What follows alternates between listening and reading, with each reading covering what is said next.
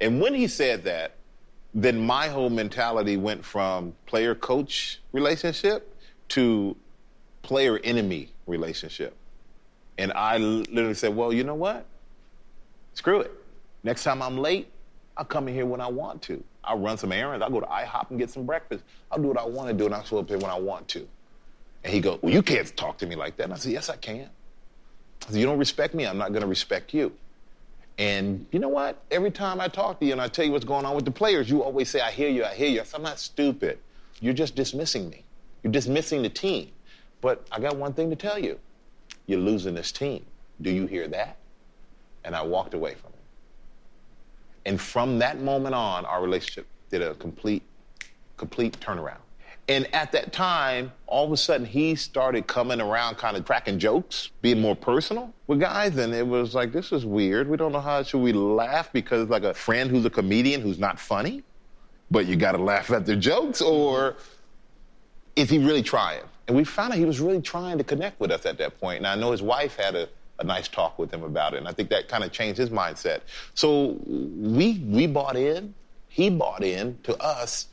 And next thing you know, it just turned around, the whole feeling around the organization. By the time you'd finished your career, how much did you love him? You know what? If I had to go back and play football, I would play for him in a heartbeat. Love him. They say you have to lose a major in golf before you know how to win one. Do you have to lose a Super Bowl? I preferred not to, but I did. Did you learn it helped me. It helped. And I'll never forget it. It helped because the Super Bowl is so overwhelming if you hadn't been there before.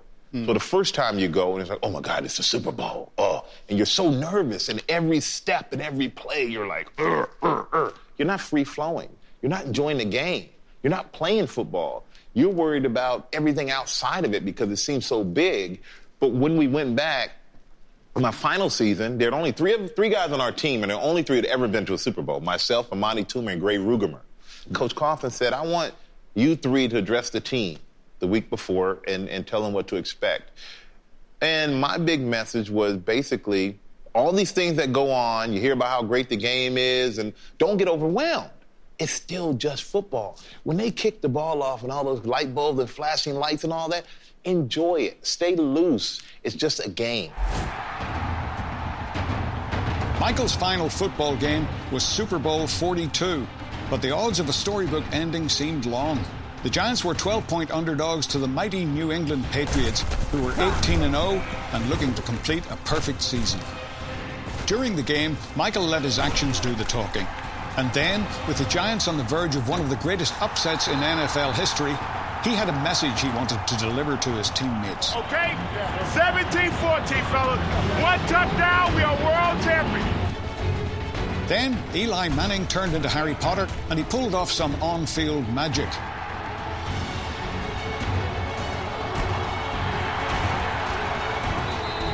Just as Michael had predicted on the sideline, 17-14 was the final score. And with the Super Bowl title to his credit, Michael no longer had anything to play for. Guys were a little too loose for me going into the game. And I was surprised, but, in some ways, but I've never been on the field where it felt like all guys were in sync with each other on both sides of the ball for an entire game. It was the most amazing feeling I've ever had on a football field. When you decided you didn't want to be on the football field anymore, was it because you felt you couldn't play or you didn't want to? After 15 years, I had accomplished everything. I had every award that a defensive end or lineman that could win. I mean, Player of the Year, I led the league in sacks. I did everything from the Giants to the totality of the NFL. The only thing I hadn't done was won a Super Bowl, and we did it. And would it have been nice to go back and get like a victory round of the season, going to every stadium as the champion? Absolutely. But I used to give the stomp you out, pep talk before every game, get the players going. That was what held me back. I started to think more about the pep talk than playing. Playing would have been, I could have managed. But I started thinking, do I have it in me to do another pep talk? Do I have it in me to get that energy up, to get guys going? I just didn't. And I didn't want to cheat football. Never cheated it. Always gave it everything. And I knew if I went back, I wouldn't have been myself. Yeah. And that was enough to make me say, okay, I'm out. I'm out. More FEHERTY will continue after a few words from our sponsor. We've been doing FEHERTY for a while now, but every episode I learn something new from our guests. Just like Farmers Insurance knows a thing or two because they've seen a thing or two. So, thanks to Farmers for supporting my show. We are farmers. Bum, ba-dum, bum, bum, bum, bum. All right then, now back to the show. All right, Michael, this is rapid fire. You get the drill. Let somebody start a clock somewhere.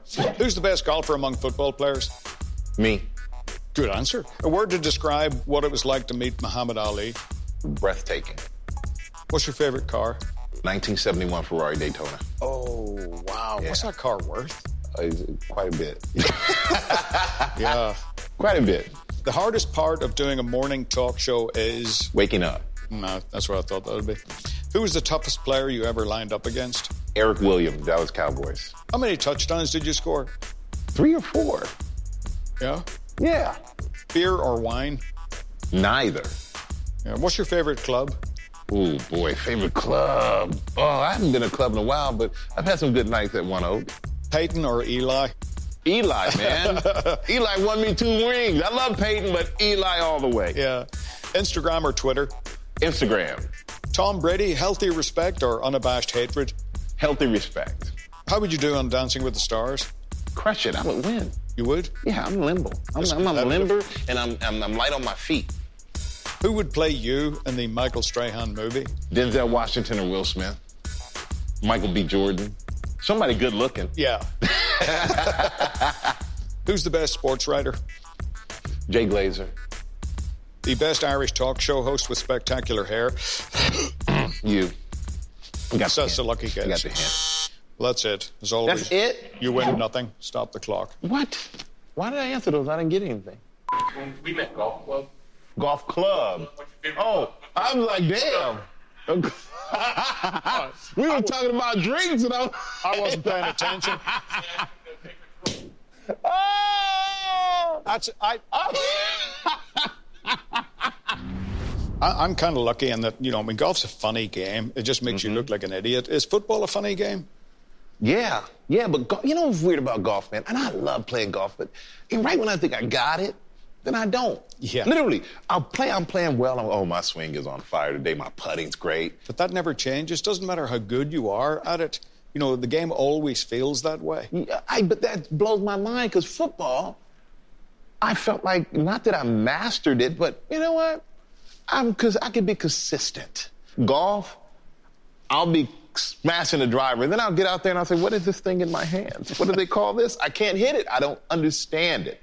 Golf is the hardest, trickiest sport, and it goes to show how mentally challenging the game of golf is, which people need to appreciate a lot more. Is that what attracts you to the game? I love the competitiveness about it. You're competing not necessarily against an opponent, which of course but you're competing against the course. And yourself. And yourself. Yeah. And I just like that it's a unifier, and not only a unifier, it's an equalizer. So you can have a guy who's 5'2", who hits it a lot further, like Rory McIlroy will hit it a lot further than I will ever hit it. And you'll look and go, how is that possible? And very few sports are like that. When and where did you learn the game? I kind of got into it by mistake. I was invited to a lot of golf tournaments. I always said no. Invited to go out and play with people. I always said no because I figured everybody was good. Everybody tells you, my handicap, I'm a 6. I'm a 7. I'm a 10. And I was always intimidated because I'd never picked up a club.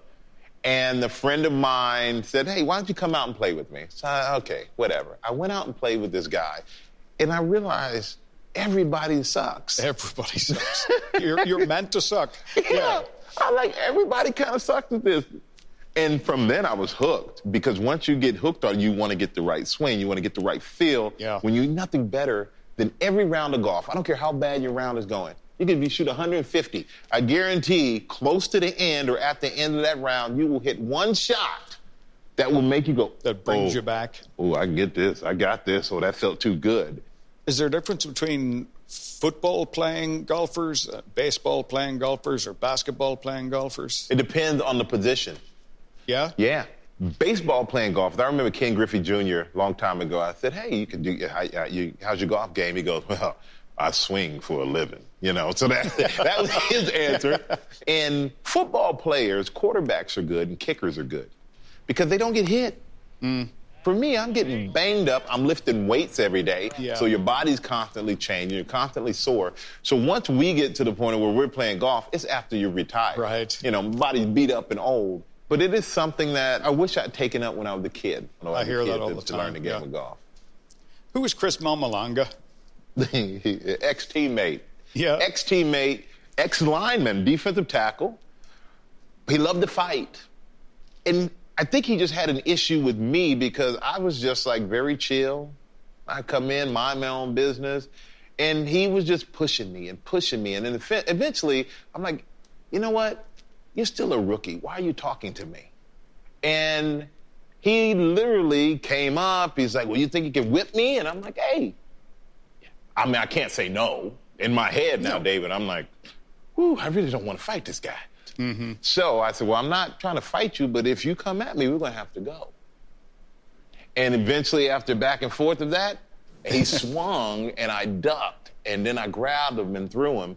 And, you know, once you're in control, you start, I told you not to mess with, you know, I got cocky then. I got really cocky. But it took a lot out of him because players thought he was invincible, and I think he did too. And I felt bad for that, but I didn't feel bad for defending myself. And my teammates, I remember them saying, man, I would have bet the house on him. I didn't know you had that in you. Because, you know, I kind of go through things kind of very even kill, man. Each week during the season, Terry is one of 4 Hall of Famers on the set for Fox NFL Sunday. One of the others is Michael Strahan, who's almost as good on camera as he was on the field. Did you always intend to go into broadcasting after your playing career had ended? No. How did it happen? I started doing stuff when I was playing here in New York. I mean, it's a big city. You get asked to do certain things, and they would ask me, oh, would you like to come on this program? Or okay, great. And it was fun. I started having fun doing it. And back then, Fox used to have a show called The Best Damn Sports Show, period. And I just fell in love with the way the whole thing worked. Mm-hmm. And I truly am like a extroverted introvert. Yeah. So it was kind of, okay, get in front of the camera and like, whoa. My son, Michael, and I are making sure that everyone in New York is eating good. Well, it all started with you doing commercials with your mom, really, didn't it? Yeah. And that was fun. My mom, Louise Strahan, the first time we did a Chunky Soup commercial was in a Subway in New York. And my mom had one line, you need a hot bowl of Chunky Soup to fill you up right. That's all. I remember it, yeah. And we both had our own trailers. She brought up a friend of hers who was like her pseudo agent. And and I go in my mom's trailer and I go, oh, you're big time now. You get your own trailer, huh? And I said, you want to run the lines? No, boy, I got this. I said, Mom, you've never acted. She goes, oh, I've been acting like your mom the whole time. So I was like, okay. She gets out there and they go, action. And man, you need a hot bowl of Chunky Soup to fill you up right. I said, that's what you get for not being prepared. Easy. But then she became comfortable. So we would do commercials throughout the city. I was walking on 59th Street with a microwave on my shoulder, my uniform with my mom, like that was part of one of the commercials. That's one of the proudest things I've ever done because whenever you can include your family, especially your mom, in an iconic campaign like that, it was a fantastic feeling because I shared that with my mom. I can see the transition from the football field to the football analyst. Mm-hmm. You know, what's less apparent to me is the transition to like morning TV host. How does that happen? Well, I went on live with Regis and Kelly after we won the Super Bowl.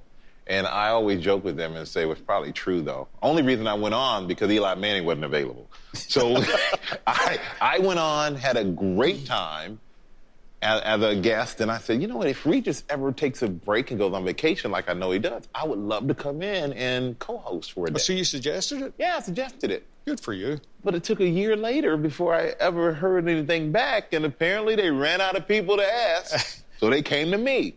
And I went on and the hour went by like that. And when I was done, I said, boy, I hope I get a chance to do that again. Well, I knew you were comfortable on the show when I saw you auditioning for Magic Mike. Oh, boy, you saw that. That was a joke that ended up being a reality. I was just I wasn't even a full-time host of the show. I was still just like a guy they called in to help whenever they needed a host. And Channing Tatum's on the show, and I'm like, oh, you know what would be funny? I'm in the back with the producer. I said, you know what would be funny? I can say, hey, you know, I'm the real Magic Mike. You know, in college,